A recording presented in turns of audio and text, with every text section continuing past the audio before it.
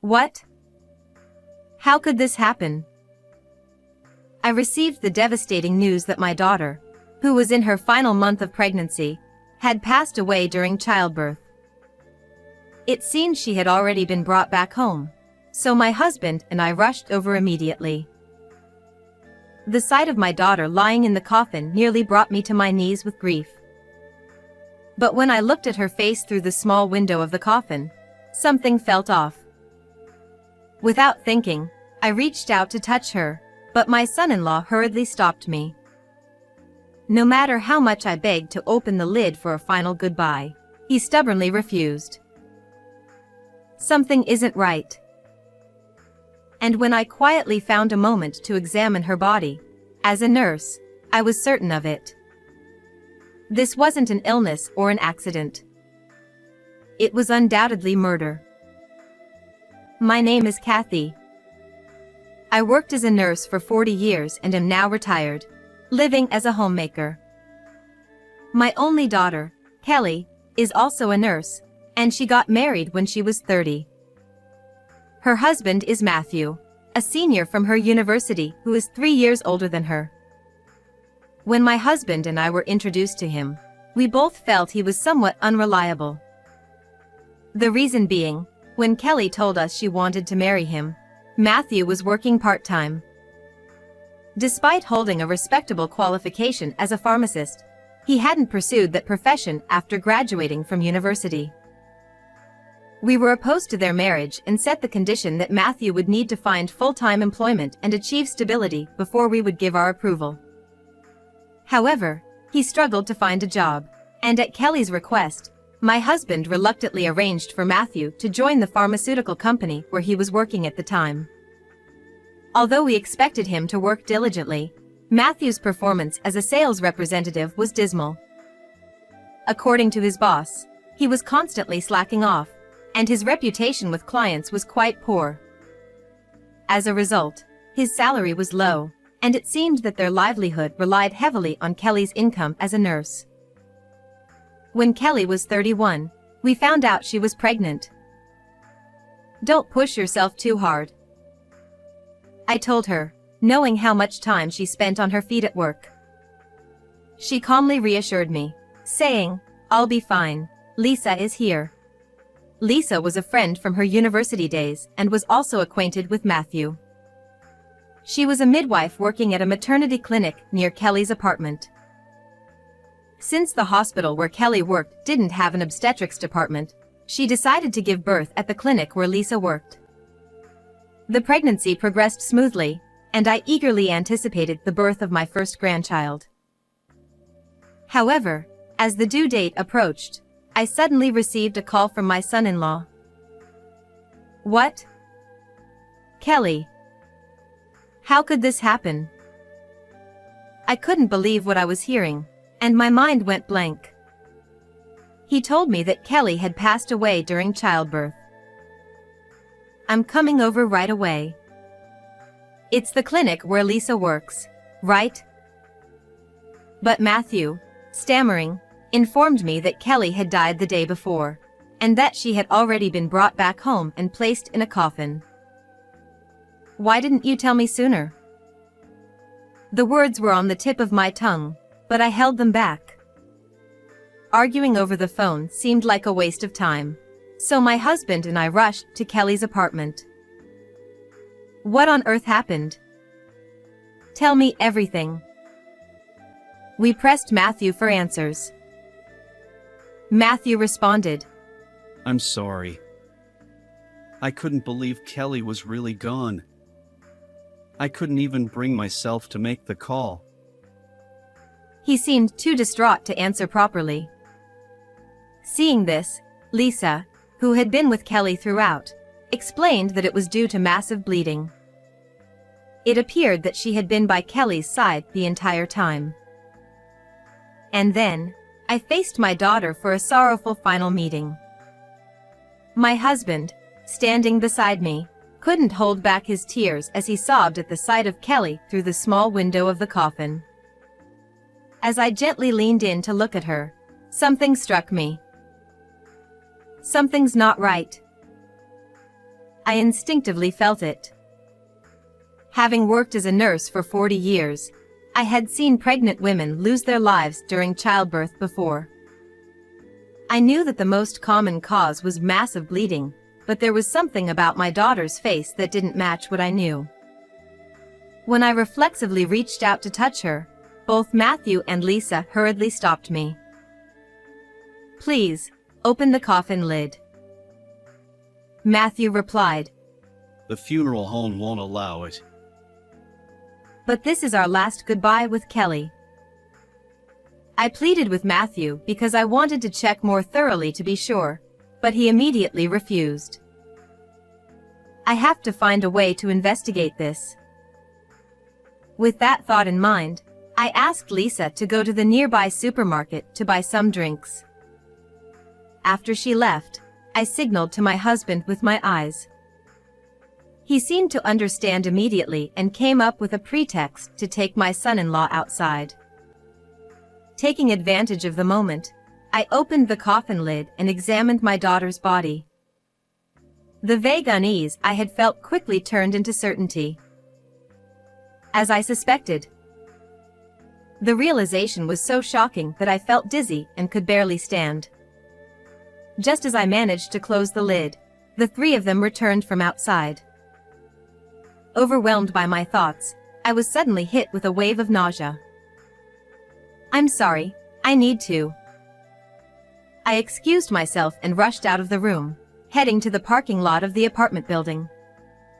Not wanting to be seen, I crouched behind something and tried to calm myself when two people approached.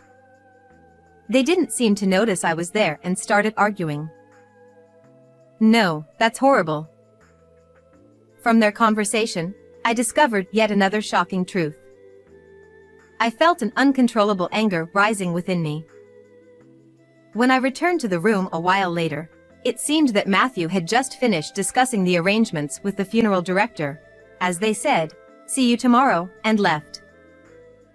Tomorrow? Wondering what that meant, I asked, and my husband informed me that the funeral had been scheduled for the next day. "There's no need to rush. If it's tomorrow, there won't be enough time to notify Kelly's friends and acquaintances." To my surprise, my son-in-law scoffed. Kathy, you may not know this, but family funerals are the norm these days. We don't need to make it a big deal. Let's just say goodbye with only close family. "But..." I started to protest, but then even Lisa agreed, saying, "Kelly's friends are busy and won't be able to attend anyway." While she herself planned to attend, she dismissed my concerns.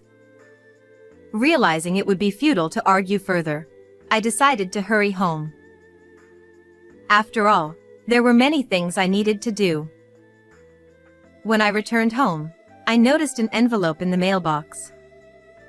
It was a letter from Kelly addressed to me, and judging by the postmark, it had likely been sent the day before she went into labor.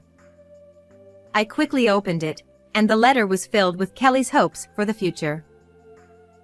It began with, "I'm writing this because I get too shy to say it face to face." She started by expressing her gratitude to us. Then, she shared her hopes for the child she was about to have. Knowing it was a girl, Kelly wrote in joyful, flowing handwriting.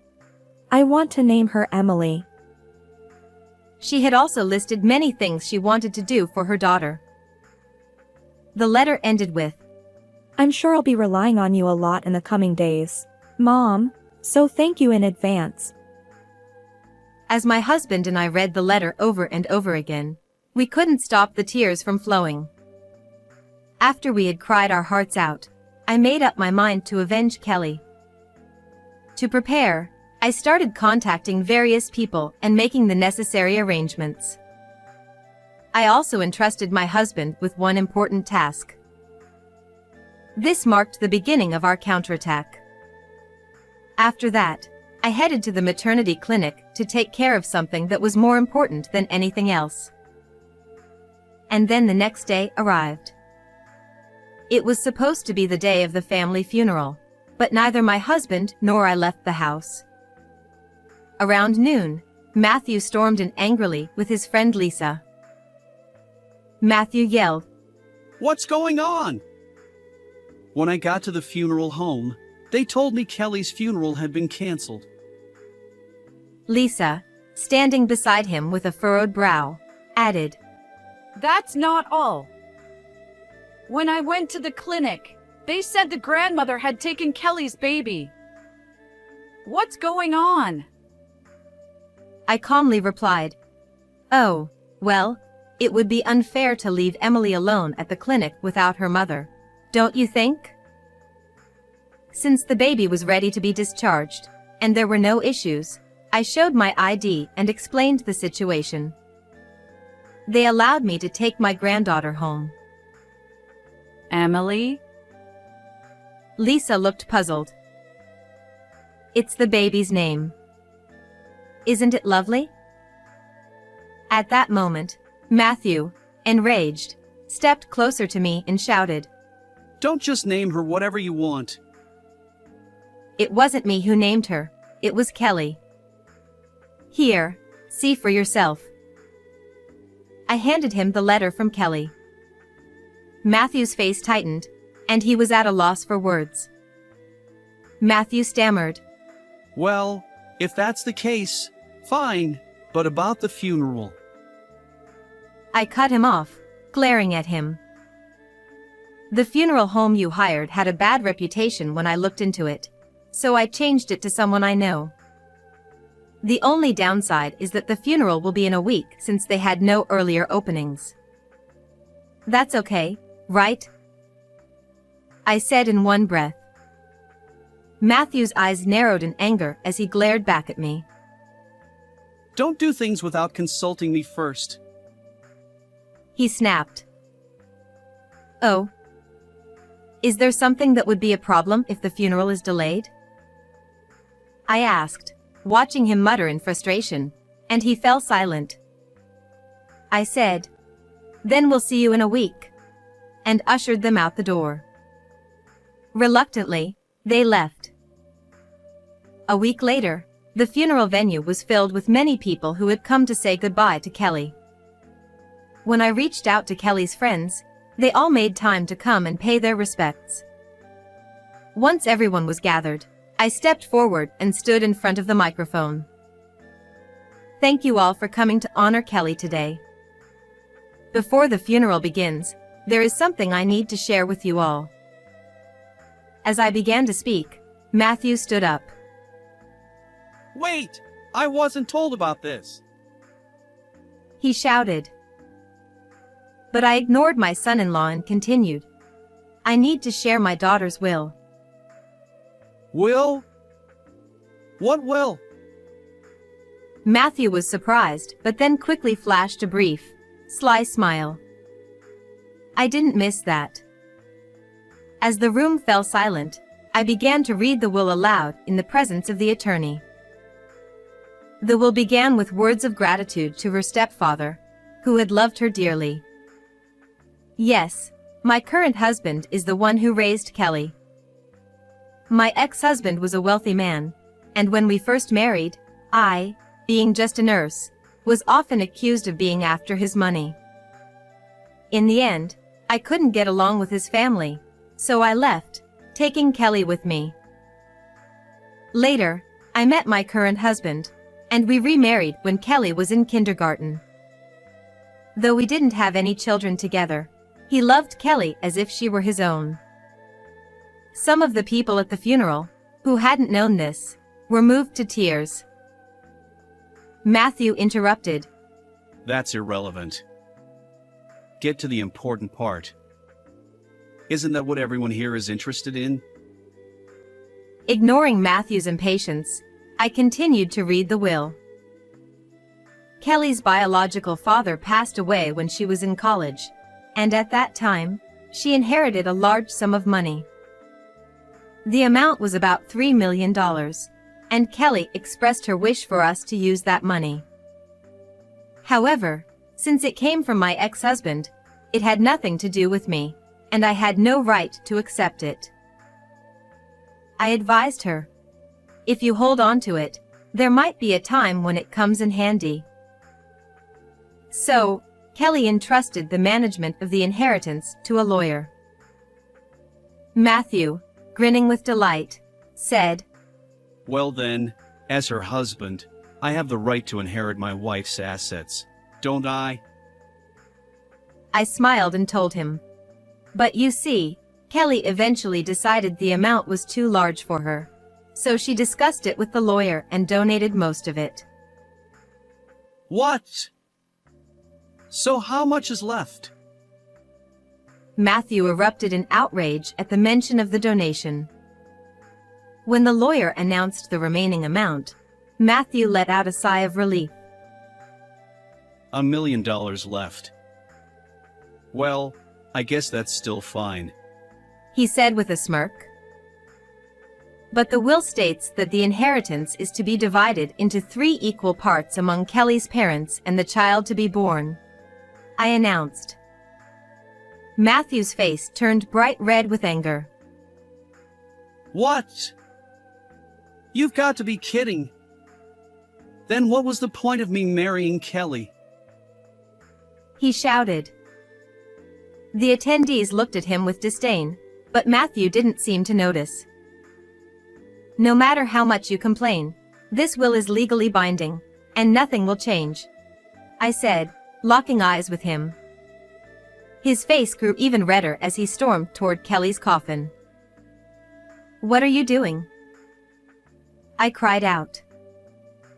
I won't be satisfied until I give her a piece of my mind. Matthew shouted as he forcefully opened the coffin lid. But then, he froze as he looked inside. Matthew stammered. Why? To his shock, Kelly's body was not in the coffin. As he stood there in disbelief, I thrust a piece of paper at him. Look at this, I demanded. What? He replied, bewildered. It was the autopsy report on Kelly's body. Ever since that sorrowful encounter at her apartment, I had been suspicious about her death. And when I opened the coffin and examined her body, my suspicions turned into certainty. This was murder. I consulted a doctor I knew, and after explaining the situation, he too felt something was amiss and introduced me to a forensic pathologist.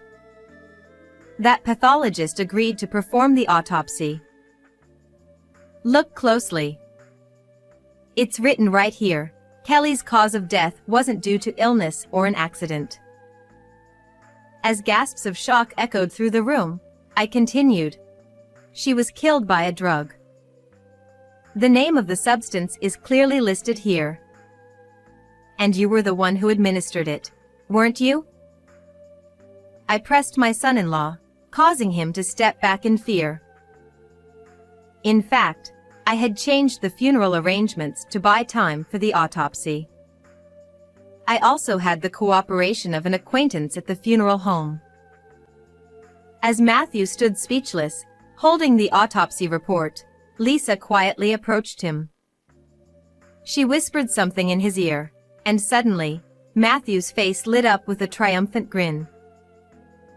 Sure, Kelly may have died from a drug, but so what? Do you have any proof that I was the one who used it? He sneered confidently. This time, my husband stepped forward and handed him a ledger. It was a record from the pharmaceutical company where Matthew worked, the same company where my husband had worked until his retirement. My husband, with the help of a former colleague, had meticulously compared the records in the ledger with the inventory in the warehouse. They discovered that the exact drug that had taken Kelly's life was missing. And there was only one person who had accessed the warehouse on the day the drug went missing.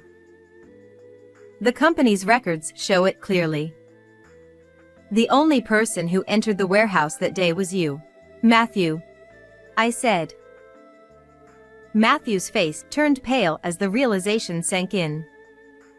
But then, Lisa suddenly stepped forward, getting in my face. That could just be a coincidence. You can't be certain that the drug used on Kelly came from Matthew's company. Hearing this, I couldn't help but laugh. It was a classic case of revealing too much. Oh, so you call him Matthew, do you? I thought you used to address him by his last name, I remarked. Lisa's face tensed up, and she started to panic. So what if I did? It's just a habit from our university days. She stammered in defense. Without replying, I took my phone out of my pocket and played an audio recording. The recording captured a conversation between two people, a man and a woman. This is Matthew and Lisa's voices, isn't it? I asked rhetorically, though the answer was clear. In the recording, they were calling each other Matthew and Lisa. I had turned the volume up to the maximum, so the entire conversation echoed throughout the funeral hall. Their argument was recorded in vivid detail. Yes, the two people arguing in the parking lot that day, when I was overcome with nausea, were Matthew and Lisa.